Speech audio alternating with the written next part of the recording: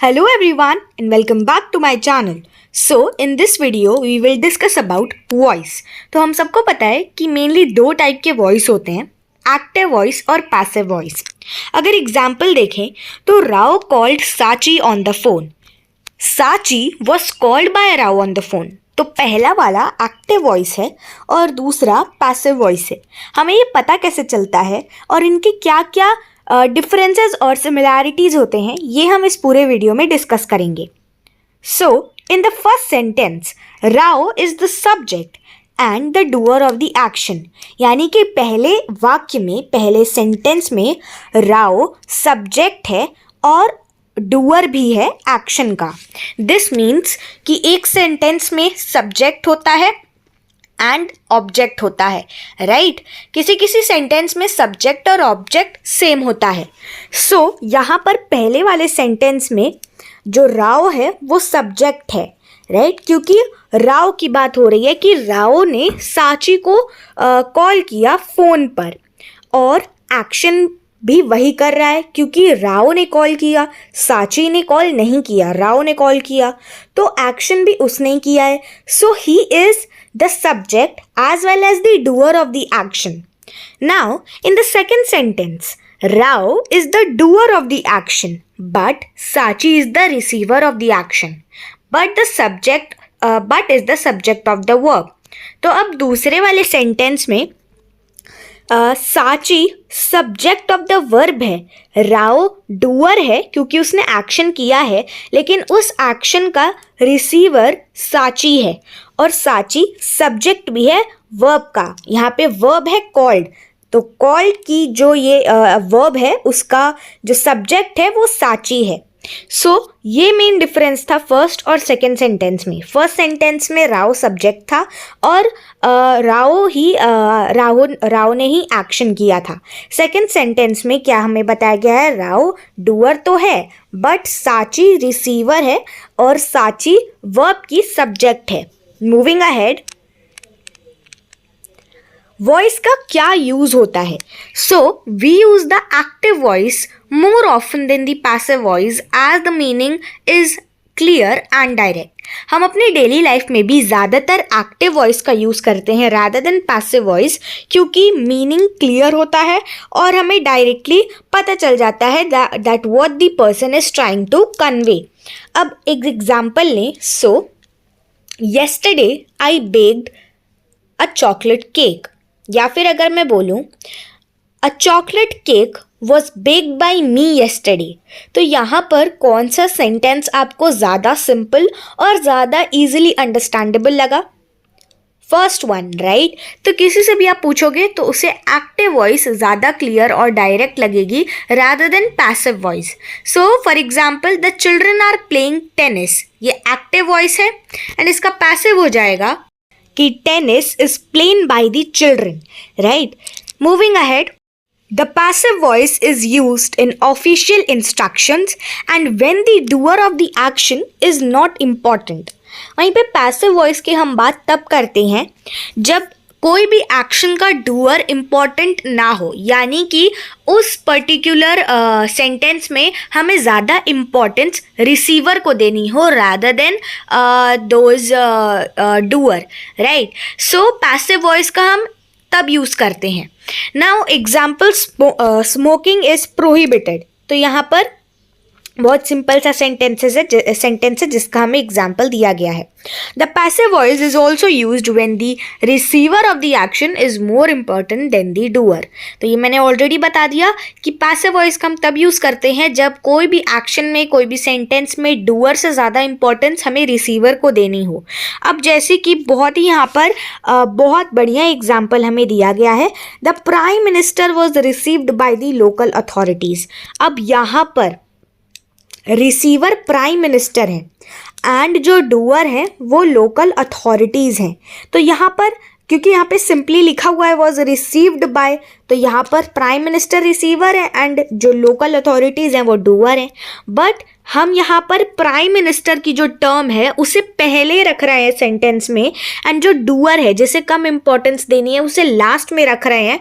इसका मतलब यह है कि ये एक पैसिव वॉइस है, the prime minister was received by the local authorities. यहाँ पर हमारा ज़्यादा फोकस प्राइम मिनिस्टर पे है। वही मैं अगर इसे एक्टिव वॉइस में कन्वर्ट करके बोलूँ कि the local authorities reach to the prime minister, तो यहाँ पर जो डूअर है वो लोकल अथॉरिटीज़ हैं एंड जो रिसीवर है वो प्राइम मिनिस्टर है। तो यहाँ पे मैं ज़्यादा इंपॉर्टेंस लोकल अथॉरिटी को दे रही हूँ एक्टिव वॉइस में, जो कि एक्चुअल में ऐसा होना नहीं है, क्योंकि प्राइम मिनिस्टर की पोस्ट तो ऑफकोर्स हायर होगी लोकल अथॉरिटी से, वेरी सिंपल ऑब्वियसली।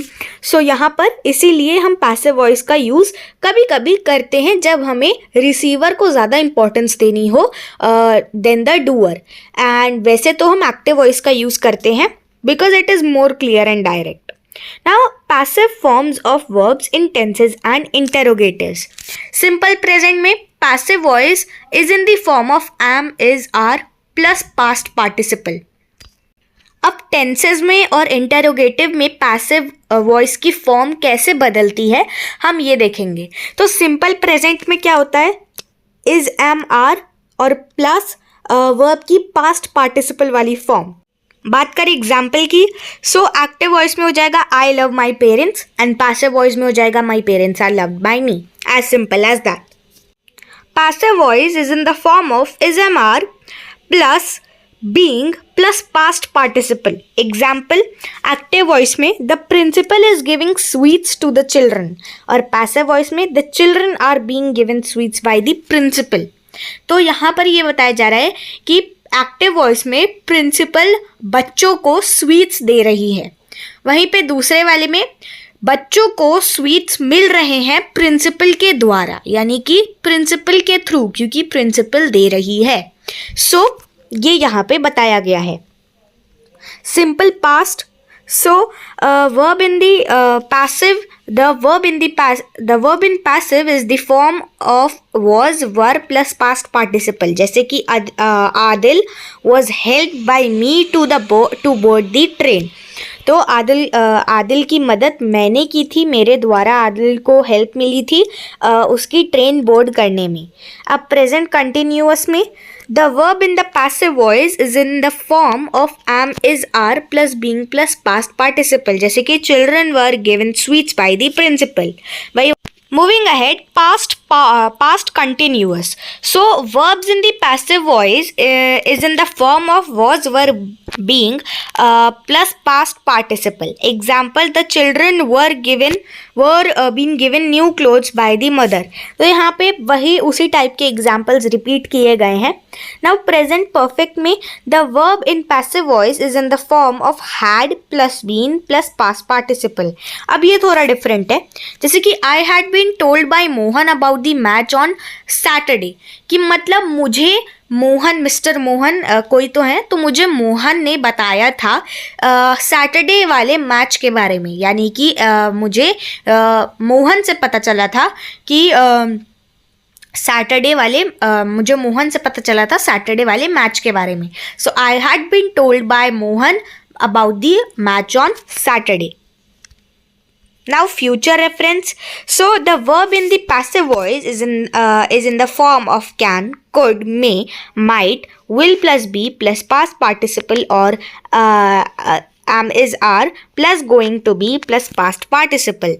तो अब future reference की बात करें तो जो भी verb passive voice में होगा उसकी formation में can, could, may, might, will plus be plus past participle या फिर am, is, are plus going to be plus past participle, ये सारे चेंजेस हो सकते हैं। जैसे कि you will be help to reach the station. अब यहाँ पर विल बी आ गया, राइट? तो you will be help to reach the station. Now interrogative sentences, वही जो क्वेश्चन करें तो we make the changes to the verb form in questions. अब जैसे कि एक्टिव वॉइस में हो जाएगा did Krishna tell you about the time table, और पैसिव में हो जाएगा were you told by Krishna about the time table. तो पहले वाले में ये बताया जा रहा है कि क्या कृष्णा ने तुम्हें टाइम टेबल के बारे में बताया, और दूसरे वाले में बताया जा रहा है क्या तुम्हें कृष्णा ने टाइम टेबल के बारे में बताया।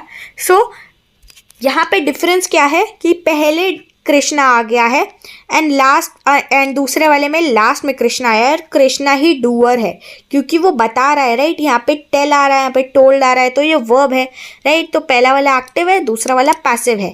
क्या कृष्णा ने तुम्हें टाइम टेबल के बारे में बताया? क्या तुम्हें कृष्णा ने टाइम टेबल के बारे में बताया?